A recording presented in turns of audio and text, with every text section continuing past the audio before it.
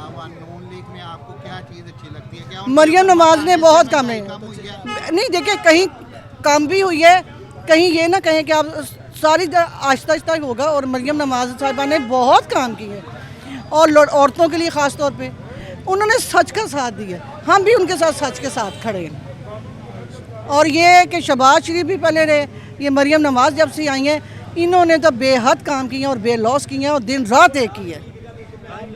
गरीब की बेटी की शादी कैसे हो रही है? पहले गरीब बंदा शादी नहीं सी बेटी की करता, तो अब देखें कि दिनों में माशाल्लाह जहेज भी दिया जाता है, हर चीज़ है। तो इसके और क्या चाहिए हमें?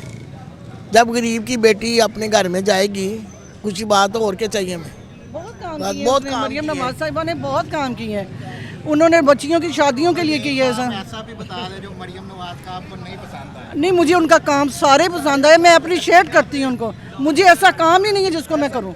वो तो फिर इंसाफ नहीं ना होगा कि उनका कौन सा ऐसा काम है। नहीं, उनका हर काम ही अच्छा है।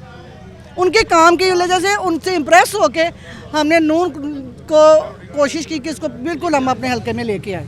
मेरी एक छोटी सी गुजारिश है, छोटा सा जी, सवाल जी, है। जी, यंग जी। जनरेशन पीटीआई के साथ है, इमरान खान के साथ है, इमरान खान के सपोर्टर है।